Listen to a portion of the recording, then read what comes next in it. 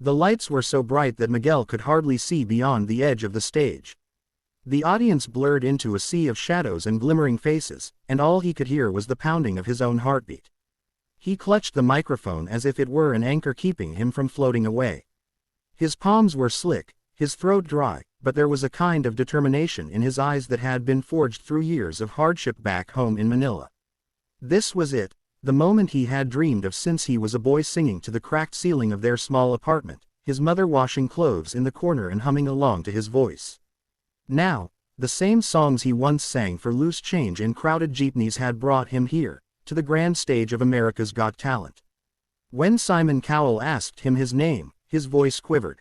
"Miguel," he said softly, "from the Philippines." There was polite applause, though he could feel Simon's skepticism from where he sat, chin resting on his hand, that familiar unreadable expression. "And what are you going to sing for us?" Simon asked, his tone almost casual. "Elvis Presley's Can't Help Falling in Love, sir." A faint murmur moved through the audience. Another Elvis fan, they thought.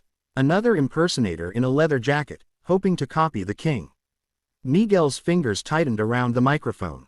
The band started to play, and as the first gentle chords filled the air, he closed his eyes and inhaled. When he sang the first line, his voice came out small but pure, like the first crack of dawn. "Wise men say, only fools rush in." The tone was velvet, trembling but steadying with each word. People expected mimicry, but what came out was something deeper. His voice had warmth, emotion, and sincerity that went beyond imitation. It wasn't Elvis they were hearing, it was Miguel's own soul, shaped by pain, hope, and love. The crowd grew still, drawn in by the honesty of his tone.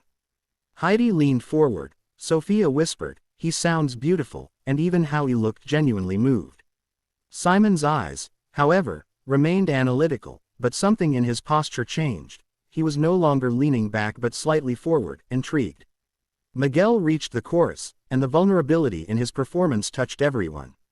He didn't belt it out like a showman, he whispered it like a confession.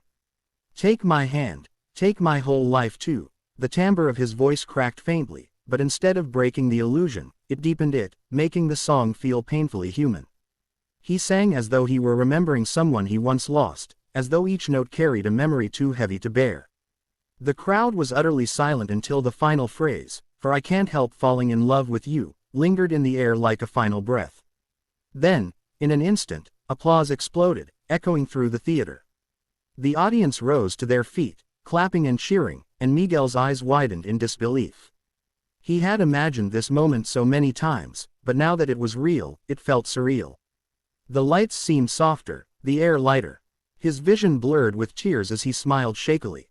The judges spoke one by one, each praising his tone and emotional delivery. When it came to Simon, the crowd quieted again. Simon looked at him thoughtfully and said, "I was expecting an impersonation. What I got instead was soul. You didn't just sing an Elvis song, you felt it. That's rare." Miguel's chest ached with emotion, and all he could do was bow his head slightly, whispering, "Thank you." He left the stage that night still shaking, but inside, something had changed.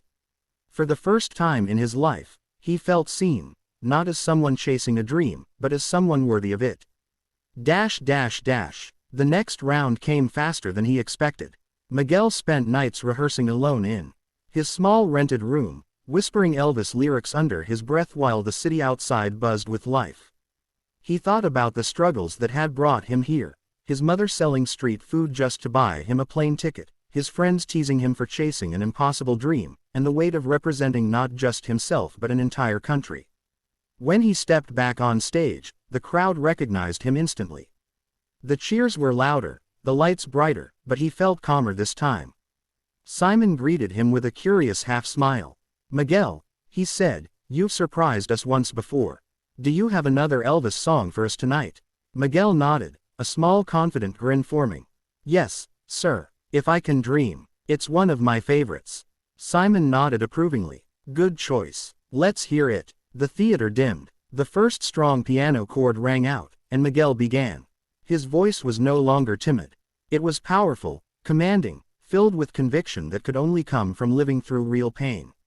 There must be lights burning brighter somewhere. His tone was deep and resonant, shaking through the speakers and hitting every listener in the chest.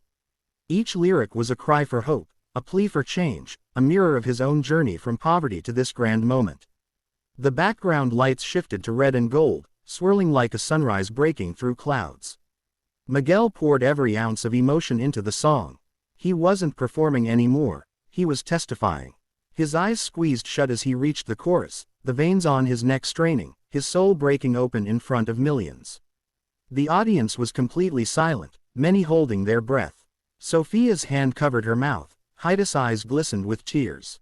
When the final line came, "While I can think, while I can talk, while I can stand, while I can walk," his voice rose and cracked in raw emotion before falling into the last haunting whisper, "I can dream." For a second, there was silence. Then, an explosion of applause unlike anything before. The entire theater stood in ovation, cheering his name. Even Simon was on his feet, shaking his head with disbelief and a small smile that almost looked like pride. Then, without hesitation, Simon reached for the golden buzzer. The sound of it echoed like thunder, and golden confetti burst into the air, raining down over Miguel. The look on his face was pure disbelief, his hands covering his mouth, tears streaming down his cheeks as he fell to his knees. The crowd chanted his name, "Miguel! Miguel! Miguel!" Simon walked up to the stage, his usually cold expression replaced with something warm and genuine. He leaned into the mic and said, "I've seen countless performers sing Elvis. But tonight, you didn't imitate him, you brought him back, with your own heart. That's something only true artists can do." Miguel could barely speak. Through tears, he said, thank you, sir. Thank you for believing." The moment would replay in his dreams for months. The golden light, the roar of the crowd, and the feeling that his voice had finally reached the world. Overnight, the video went viral. The Filipino Elvis trended across every platform. Within hours, millions of people watched the clip, reacting with tears and awe. News outlets from Manila to Los Angeles featured his story, the boy who used to sing in backstreets now moving the world with his voice. In his small apartment in Quezon City, Miguel's mother sat in front of an old TV, her trembling hands clutching a rosary. When she saw her son drop to his knees under golden confetti, she wept openly, whispering prayers of gratitude. Their neighbors crowded around, cheering and clapping, shouting, "That's our Miguel." She smiled through tears, her heart swelling with pride. Meanwhile, Miguel walked the AGT hallways like someone in a dream. Contestants congratulated him, crew members gave him high fives, and strangers stopped to hug him. But the most unexpected moment came when Simon himself approached him backstage. Simon, always the toughest to please, looked almost reflective. "You know," he said quietly, "Elvis was one of my heroes. But tonight, for the first time, I didn't think of him, I thought of you." Miguel was speechless. Simon put a hand on his shoulder. "You've got something people can't fake. Heart. Never lose it." Later that night, Miguel stepped outside the studio and looked up at the city lights. The confetti still clung to his jacket, and the sounds of applause echoed faintly in his memory. He thought about his journey, the sleepless nights, the hunger, the sacrifices, the endless doubts, and he smiled. For years, he sang to survive. Tonight, he sang to inspire. Somewhere out there, a young boy in a Manila alleyway was watching him on a small phone screen, dreaming that maybe, just maybe, he could do it too. Miguel exhaled, eyes glistening, whispering softly, "Thank you, Mama. Thank you, Elvis." And as the night wind carried his words away, the boy who once sang for coins under flickering streetlights had become a star the world would never forget.